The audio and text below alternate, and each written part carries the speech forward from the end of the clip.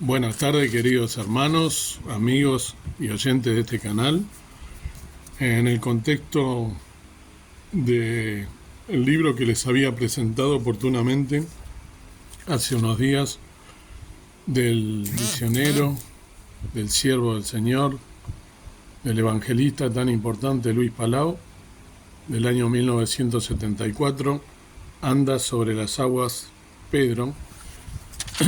Quiero en este momento compartirles el capítulo 2 de este precioso librito. Digo librito porque es chiquito, no para minimizarlo, porque la verdad que es muy profundo. Y recordando que es, como dijo en la introducción, encontrarse de Simón y Pedro, ¿no? El siervo del Señor, el apóstol Pedro. Se llama Empieza a andar sobre el agua. Se llama este segundo capítulo. Empieza a andar sobre el agua. Dios es todavía activo en el mundo hoy día y por esto están ocurriendo muchas cosas interesantes. Dios utiliza a hombres y mujeres para hacer su obra. Raras veces entra en contacto directamente con una persona sin la intervención de otra.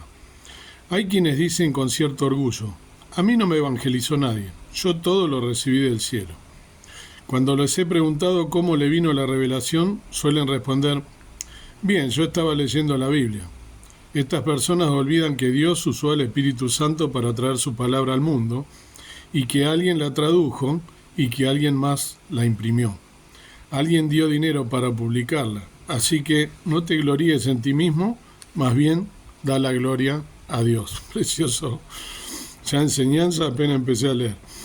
El Señor quiere trabajar por medio de las personas, pero solamente puede trabajar mediante una clase especial de personas, a saber, con gente como Simón Pedro, tú y yo, que quieren ser cambiados para que Dios pueda hacer cosas grandes por medio de ellos.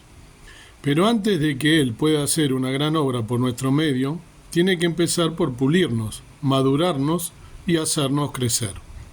Él puede usarnos naturalmente desde el principio, pero si tiene que hacer con una persona algo importante y efectivo, tiene primero que obrar en ella.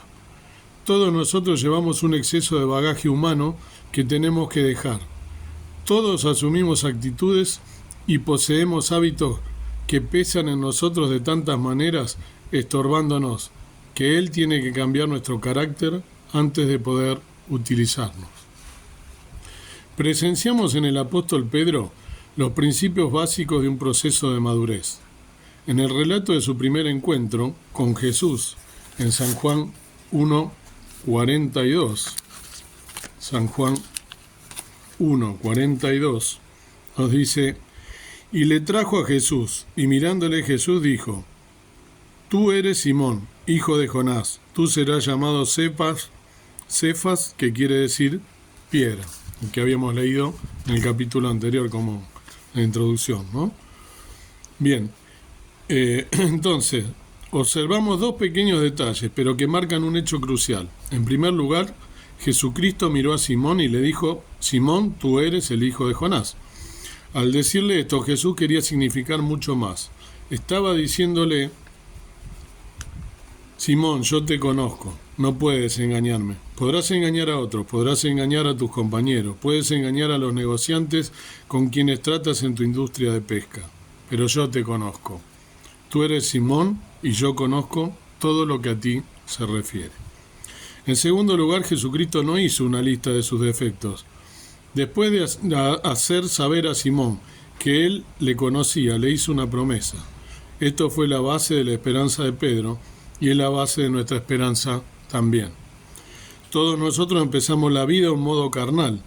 Todos nosotros, al nacer, somos individuos centrados en nosotros mismos. Aún el bebé más hermoso y pacífico es egoísta, y muy egoísta. Lo triste de esto es que muchas personas continúan siéndolo toda su vida. Aún muchos cristianos, después de haber recibido a Cristo, a menos que permitan que Cristo habite en su corazón y les eleve una madurez espiritual, son bebés espirituales para siempre. Tú y yo y miles de cristianos somos niños espirituales. Humanamente hablando, puede que tengan 40, 50 o 60 años, pero espiritualmente continúan actuando de un modo muy inmaduro. En la iglesia, en el hogar, en las relaciones con sus esposas, tienen todavía defectos de carácter. Están propensos a tener explosiones de genio y a cerrar puertas de golpe. Todavía están obrando como bebés en el plano espiritual. Podemos observar la vida de Pedro y ver cómo Dios obró para levantarle y llevarle de la inmadurez a la madurez espiritual. Pedro, después de encontrar a Jesús, era un bebé espiritual. Le vemos crecer como apóstol lleno del Espíritu Santo. ¿Sí? Le vemos crecer como creyente y finalmente le vemos portarse como un apóstol lleno del Espíritu Santo. Pedro tropezó y cayó, como ocurre a todos los cristianos, pero por la gracia de Dios se levantó y continuó su camino a la perfecta madurez. El segundo paso: Dios controla las circunstancias de la vida. El Señor Jesucristo no abandonó a Pedro después de su encuentro y cambió de nombre, sino que le tomó y le condujo paso a paso hasta la madurez. Su introducción a Cristo fue solo el primer paso. En San Lucas 4:11, ¿sí? San Lucas 4:11, Lucas 4:11, nos dice: y en las manos te llevarán, porque no dañes tu pie en piedra.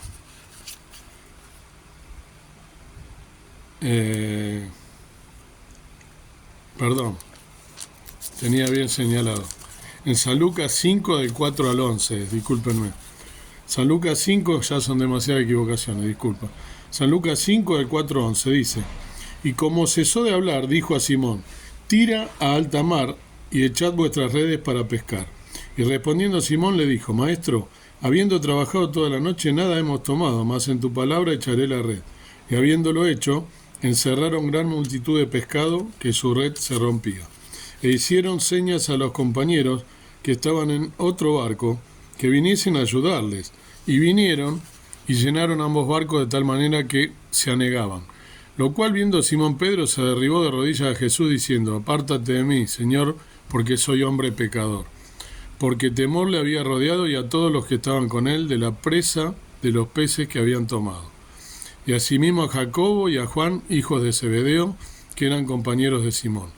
Y Jesús dijo a Simón: no temas, desde ahora pescarás hombres.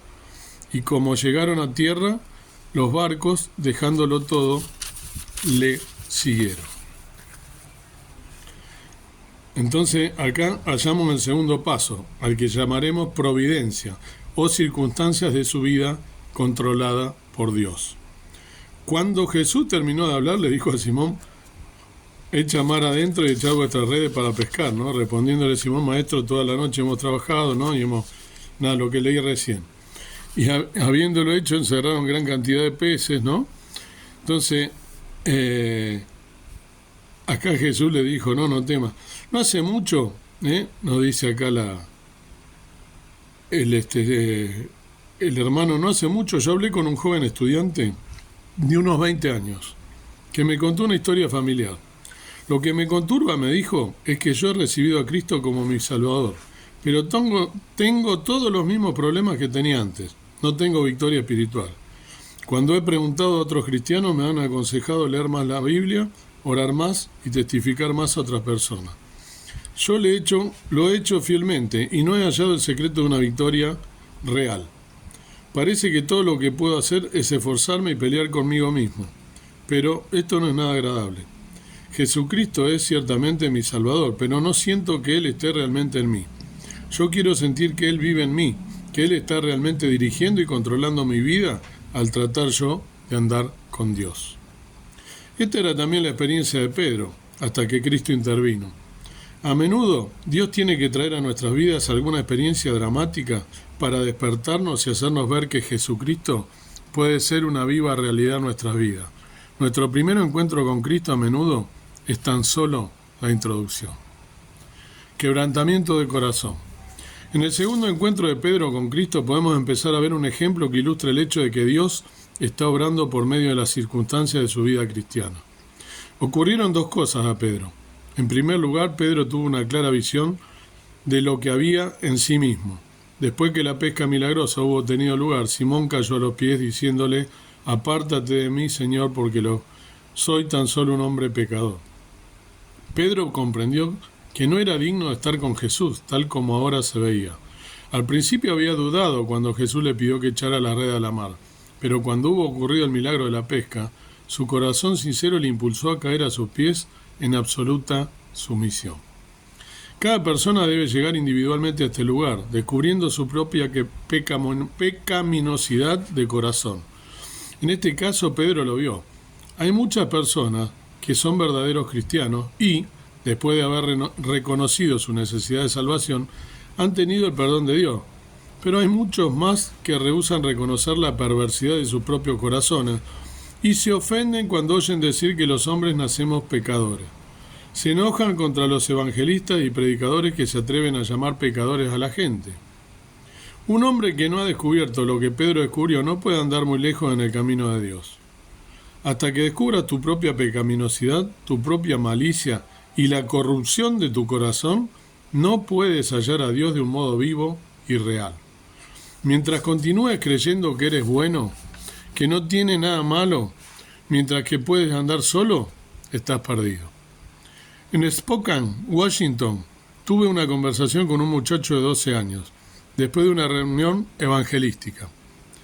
Él me pidió que le hablara y parecía tan preocupado y triste que yo me pregunté qué tenía en su mente.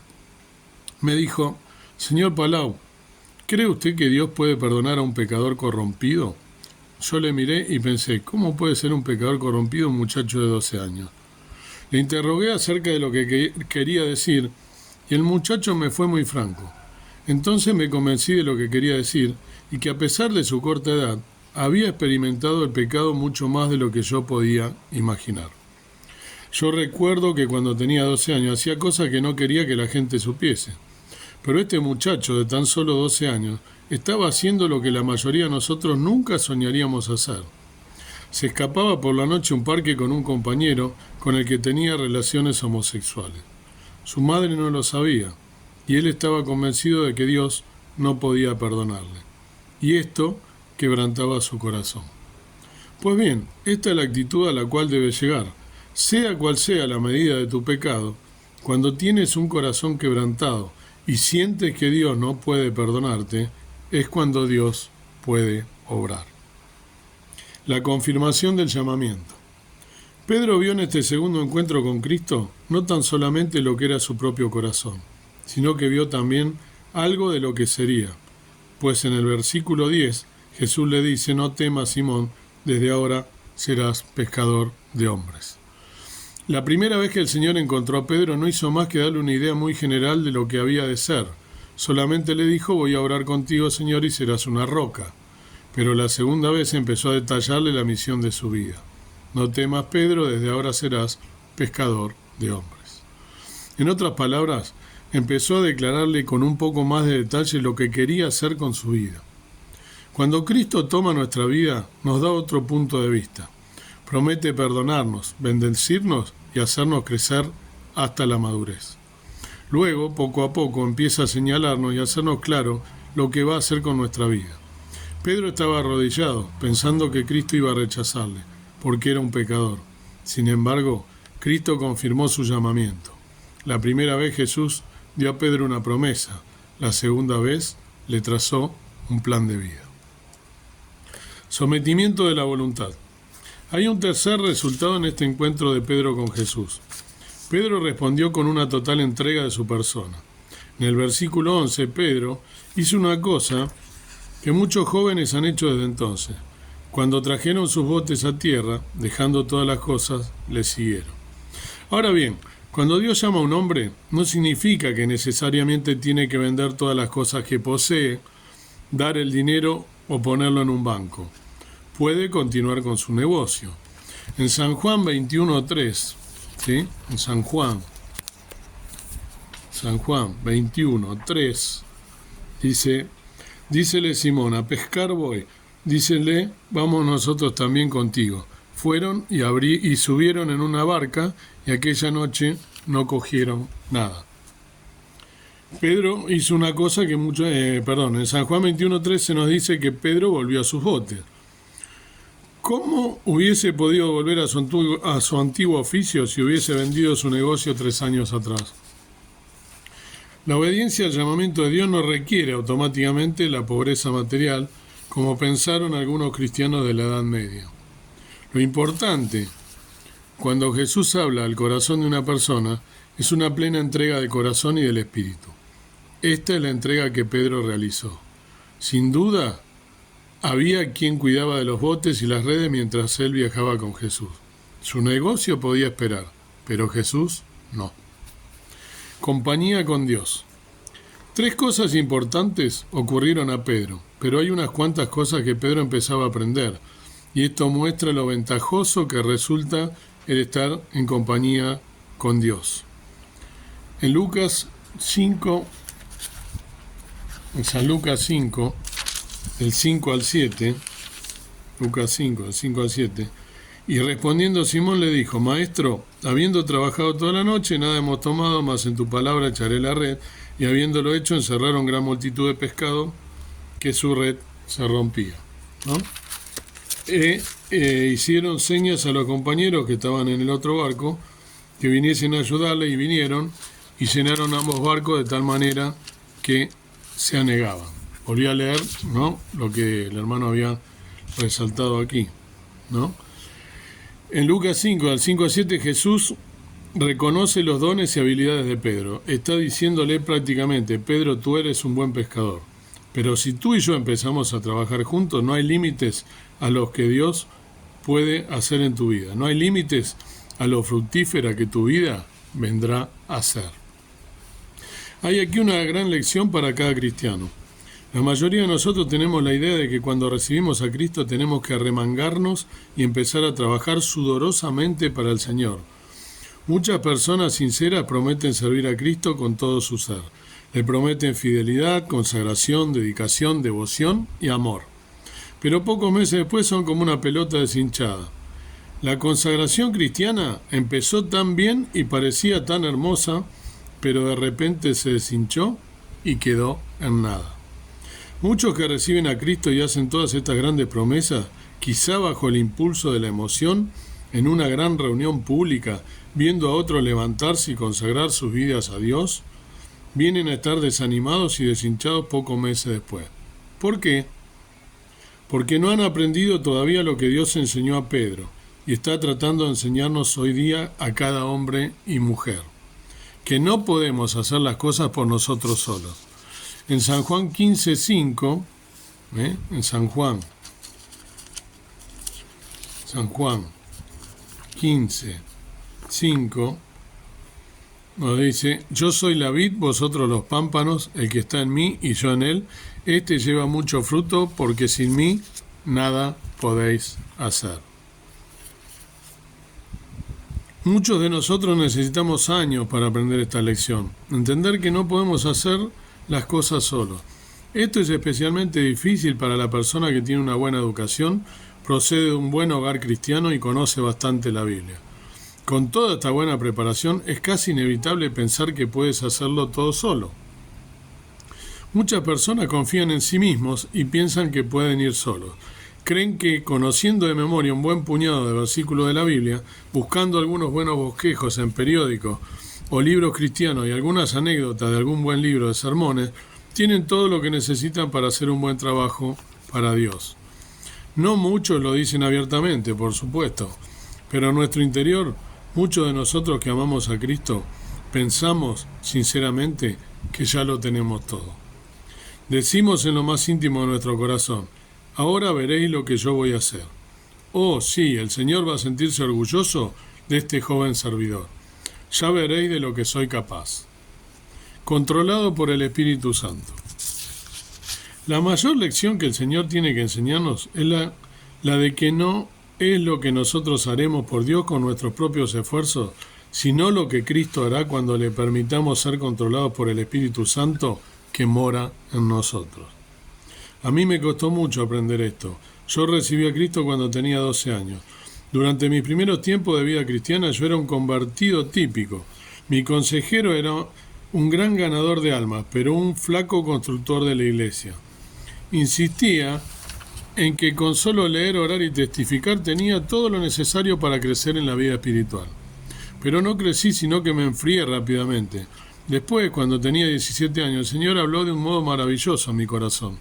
Me sacó de mi mundanismo y me trajo otra vez a Él. Entonces me bauticé, compré una nueva Biblia y adquirí una nueva confianza. Me hice instructor de escuela dominical, empecé clases de estudio bíblico en mi propio garage y prediqué en la vía pública. Yo estaba convencido de que esta vez sí me había consagrado al Señor, de veras, y Dios me usaría para grandes cosas. Pero durante aquellos años, de los 17 a los 25, sufrí una experiencia que me aplastó de nuevo. Éramos un grupo de jóvenes que trabajábamos en nuestra iglesia. Amábamos al Señor, pero experimentábamos muchos altibajos en nuestra vida cristiana. ¿Hasta cuándo continuará esto? ¿Cuándo estaré verdaderamente consagrado al Señor? ¿Cuándo llegaré a donde he de llegar? Me costó unos 8 años aprender la lección de que no es lo que uno hace por Dios, sino lo que Dios quiere hacer en nosotros y por nosotros lo que cuenta. Esto cuesta mucho tiempo porque somos impacientes y arrogantes. No nos gusta la idea de que lo que vale es algo que nosotros no queremos. Nos gusta pensar que depende todo de nuestra voluntad. Pedro es un excelente ejemplo de esta equivocación. Fue en este punto de su vida que Pedro obtuvo la seguridad de su salvación, cuando rindió su voluntad al Señor. En primer lugar, el Señor le llamó, pero ahora Pedro vino a estar seguro de su salvación. Cristo puso su mano sobre él y le prometió una nueva vida como pescador de hombres. Es cuando Pedro, dejando todas las cosas, le siguió, que Pedro fue hecho un verdadero discípulo del Señor Jesús. Pero recibir a Cristo es tan solamente atravesar la frontera. Todo lo que Pedro había experimentado hasta entonces era tan solamente el principio. Cuando recibís a Cristo, vuestros pecados son perdonados y limpiados. Tenéis la redención, el peso de vuestros pecados cae de vuestros hombros, como en la alegoría del peregrino, y es enterrado al pie de la cruz. No queda nada que impida vuestra relación con Dios. Habéis sido redimidos. Pero después de la salvación empieza la vida cristiana, y aquí es donde la mayoría falla. Hay millares, quizá millones de cristianos evangélicos, verdaderos cristianos, sinceros, hijos de Dios, que quedan ahí y por 30 o 40 años no dan un paso más allá. Son felices porque son salvos. Saben que irán al cielo, pero no hay crecimiento espiritual aquí en la tierra. En el vivir como cristianos, en el obrar como creyentes cada día en la vida real, es donde muchos fallan. Es muy lamentable, pero Pedro no se paró ahí, sino que empezó a crecer y a aprender. Después de que el Señor le hubo llamado y Pedro estuvo seguro de su salvación, vino. El tercer paso, Dios dirige en la obediencia de la fe. En San Mateo 14, del 25 al 31, San Mateo 14, del 25 al 31 nos dice: Mas a la cuarta vela de la noche Jesús fue a ellos andando sobre la mar, y los discípulos viéndole andar sobre la mar se turbaron diciendo: fantasma es, y dieron voces de miedo. Mas luego Jesús les habló diciendo: confiad, yo soy, no tengáis miedo. Entonces le respondió Pedro y dijo: Señor, si tú eres, manda que yo vaya a ti sobre las aguas. Y él dijo: ven. Y descendiendo Pedro del barco andaba sobre las aguas para ir a Jesús. Mas viendo el viento fuerte tuvo miedo, y comenzándose a hundir, dio voces diciendo: Señor, sálvame. Y luego Jesús, extendiendo la mano, trabó de él y le dice: oh hombre de poca fe, ¿por qué dudaste? Entonces, la tercera lección que Pedro tuvo que aprender fue la obediencia de la fe a la palabra de Jesús. Si nosotros tenemos que continuar creciendo, tenemos que aprender esto. Debió ser muy excitante para Pedro cuando el Señor le dijo: ven. Qué hazaña, no era andar sobre las aguas a pesar de las olas y los vientos. Pedro se atrevió a dar este paso de dejar el bote y de andar sobre las aguas, creyendo que la figura que él veía realizando tan extraordinario fenómeno era nada menos que su querido maestro.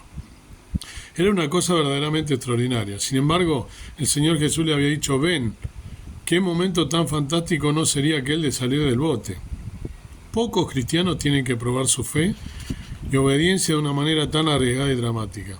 Pero lo triste es que pocos cristianos se atreven o quieren tener su fe probada de ninguna manera. La prueba de la fe. Parece que Dios ha hecho a los hombres de tal manera que siempre estén buscando cosas interesantes y emocionantes. Siempre estamos buscando el placer, la felicidad. Algunas personas tratan de suprimir tales sentimientos. Creen que la vida cristiana no ha de ser alegre y se sienten temerosos de gozarse demasiado o de hallar la vida demasiado grata. Pero esta extraña actitud no está basada de ningún modo en las Sagradas Escrituras. ¿Qué podía ser más sorprendente y grato que la insólita experiencia de andar sobre el agua sin hundirse? Recuerdo que en mi iglesia en Argentina algunos predicadores empleaban sermones enteros tratando de distinguir entre gozo y felicidad. Yo nunca entendí tal diferencia. Decían que una cosa es estar gozoso y otra ser feliz. La felicidad es algo superficial, decían, pero el gozo es algo muy profundo. Yo no puedo creer que una persona pueda ser feliz y satisfecha y no estar gozosa, o estar gozosa y no ser feliz. Si una persona está gozosa, ciertamente está feliz. De otro modo, no sabría lo que es la felicidad. Ciertamente, nos gustan los sentimientos dramáticos. Bien, voy a cortar aquí para que no se haga tan extenso y voy a seguir en el otro video. Quedamos aquí en esta parte y faltaría, ¿no?, la parte final de este capítulo.